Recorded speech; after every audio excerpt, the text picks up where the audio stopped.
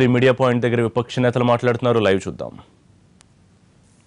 కూడగట్టి సమస్యల పరిష్కారానికి వాళ్ళ ఏ విధంగా సహకరిస్తారో ఆ కార్యాచరణ మా పార్టీల ద్వారా ఏ విధంగా చేయాలనో మేము నిరంతరం ఆలోచించుకుంటూ కాలక్రమంలో ఒక ఫేజుడ్ తర్వాత ఇంకో ఫేజుడ్గా ఈ ప్రజల ముందరికి పోవాల్సినటువంటి అవసరం ఉందని గమనిస్తున్నాం.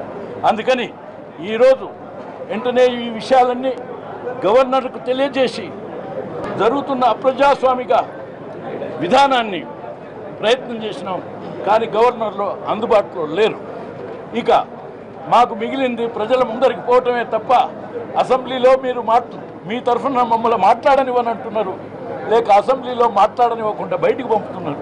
ఇప్పుడు ప్రజల మధ్యలో మాట్లాడటమే మాకు శరణ్యం అని చెప్పి నేను భావిస్తూ, ఏదేమైనా విపక్షాలన్నీ కేవలం సిద్ధాంతాలు వేరైనా వాళ్ళ వివిధ రకాల అభిప్రాయాలున్నా ఈ అభిప్రాయం ఒకే రకమైనటువంటిది. రైతులందరూ ఒకే రకమైనటువంటి బాధతో ఉన్నారు. రైతులందరూ ఒకే రకమైనటువంటి ఇబ్బందితో గడుస్తున్నారు. అందరం ఈ పద్ధతిలో ఆయనను ఈ ప్రభుత్వాన్ని విజ్ఞప్తి చేస్తే ప్రభుత్వానికి కూడా ఈ ఆలోచన కలుగుతుంది.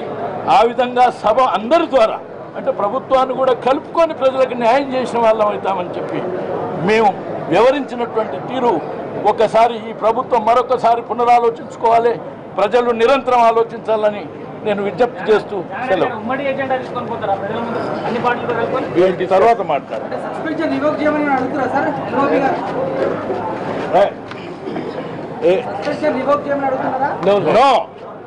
సస్పెన్షన్ రివోక్ చేయమని చెప్పి అడగాల్సినటువంటి అవసరం మాకు లేదు. రుణమాఫీ చేయమని అడుగుతాం. ఒకవేళ రుణమాఫీ చేస్తున్నాను రండి అంటే మేమే రిక్వెస్ట్ చేసుకోవటానికి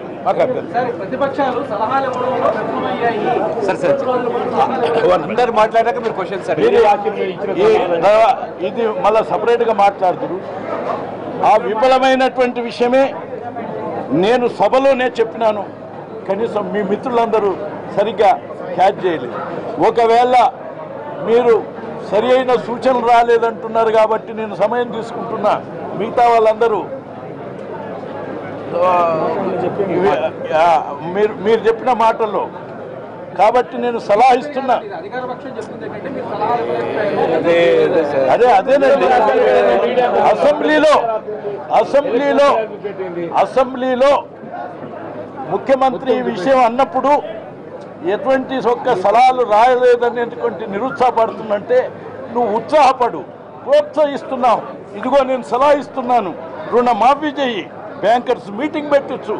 ఆ తర్వాత 80 లక్షల ఎకరాల భూమికి కాంటూరు కందకాలు తవ్వించి భూగర్భ జలాలను ఇంప్రూవ్ చేయి. 20-30 సంవత్సరాలు అయితే ఈ ప్రాజెక్టులు రావడానికి. ఇది 2 సంవత్సరాల్లో పూర్తి చేయొచ్చు. చేస్తావా? ఈ నా సలహా అన్నాను. నీ హరితహారాన్ని లింక్ చేయి ఈ కందకాలకు. ఆ విధంగా చెట్లు ఇచ్చి వాళ్ళకు కొంత డబ్బు, ఆ విధంగా ఒక్కొక్క రైతుకు 5-10 వేల రూపాయలు సంవత్సరానికి ఆదాయం వచ్చేటువంటి ఆలోచన అధ్యయనం చేయించని ప్రభుత్వం ద్వారా అని చెప్పిన మీరు రాసుకోలేదే. మళ్ళొకసారి తెప్పించి చూడండి. అరే ఉన్నారా? ఈరోజు తెలంగాణ అసెంబ్లీలో ఇది ఒక చీకటి రోజు. సాధించుకున్నటువంటి తెలంగాణ రాష్ట్రంలో ప్రజల సమస్యల పరిష్కారానికి వేదిక అవుతుందని చెప్పి ఆశిస్తున్నటువంటి తెలంగాణ సమాజం ఆశల మీద ఈరోజు ప్రభుత్వం పూర్తిగా నీళ్లు జల్లింది. ఈ సభ మేము చెప్పినట్టుగానే జరగాలి, మాకు అనుకూలంగానే జరగాలి. మీరు ప్రజల తరఫున ఎవరు ప్రశ్నించే వాళ్ళు మేము చెప్పేది చెబుతాము, చేసేది చేస్తాము. మీరు ఇక్కడ పరిష్కారానికి మార్గం లేదంతగా ఈ ప్రభుత్వం వ్యవహరిస్తున్నది. మేము చర్చలు చేశామంటున్నారు, చర్చలు చేశారు, కానీ చర్చల ద్వారా పరిష్కారం రావాలని మొత్తం తెలంగాణ రైతాంగం కోరుకుంటుంది. ప్రతిపక్ష పార్టీలుగా మేము కోరుకుంటున్నాం. ఇవాళ చాలా స్పష్టంగా ముఖ్యమంత్రి గారు మొత్తం రైతులను, తెలంగాణ సమాజాన్ని అవమానపరిచే విధంగా మీరు గొంతెమ్మ కోరికలు కోరితే మేము తల ఒగ్గాలా అనే రీతిలో మాట్లాడుతున్నారు. మేము చాలా స్పష్టంగా అడిగింది వాళ్ళ ఎక్కడ లేని విధంగా దేశంలో తెలంగాణ రాష్ట్రంలో ఆత్మహత్యలు జరుగుతున్నాయి.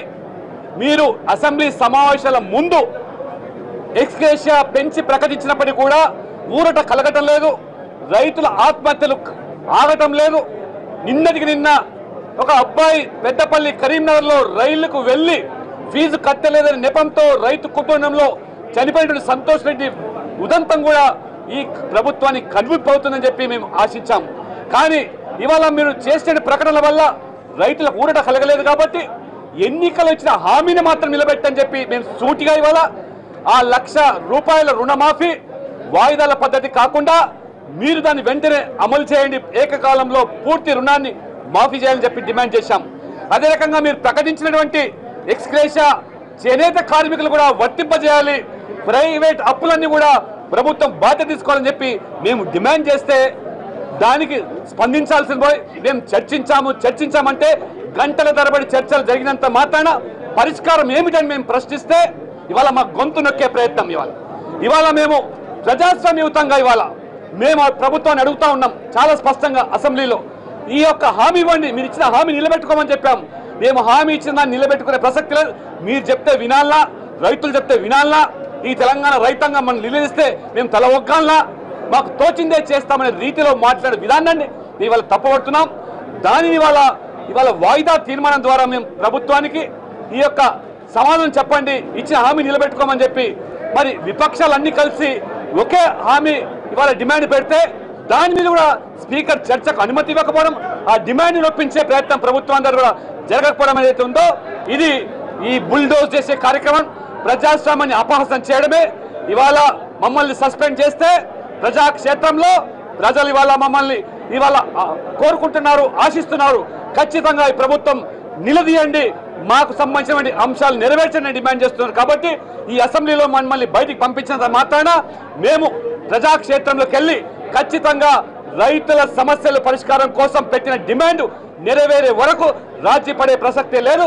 ఖచ్చితంగా భారతీయ జనతా పార్టీ కూడా రాబో రోజుల్లో ఈ రైతుల ఆత్మహత్యల నివారణ కోసం ప్రభుత్వం ఇచ్చిన హామీని నిలబెట్టుకునే దాకా ఏ పోరాటానికైనా రాజకీయ పోరాటానికి అవసరమైతే అన్ని పక్షాలను కూడా ఇందులో భాగస్వాములు చేస్తూ రైతుల పక్షాన ఉంటామని తప్పితే ఇవాళ కేవలం అధికార పార్టీ శాసనసభలో కూర్చొని అధికార పార్టీకి వత్తాసు పలికేటువంటి మజ్లిస్ పార్టీ మొదటి రోజు ఈ మజ్లిస్ పార్టీ రైతుల ఆత్మహత్యల మీద ప్రభుత్వాలు నిలదీసినటువంటి ఈ మజ్లిస్ పార్టీ మరి దాని ఇంకా మతలమేమో కానీ ఇవాళ మళ్ళా వాళ్ళు వత్తాసు పలికే రీతిలో వ్యవహరిస్తున్నారంటే ఈరోజు తెలంగాణ సమాజం గమనిస్తున్నది, తెలంగాణ రైతులు గమనిస్తున్నారు. కాబట్టి తప్పకుండా భారతీయ జనతా పార్టీ కూడా ప్రజాక్షేత్రంలోకి వెళ్ళి ప్రజల దారినే ఒత్తిడి పెంచుతామని చెప్పి కూడా ఈ సందర్భంగా మేము హెచ్చరిస్తూ ఈ ప్రభుత్వ చర్యలను తీవ్రంగా మేము ఖండిస్తా ఉన్నాం.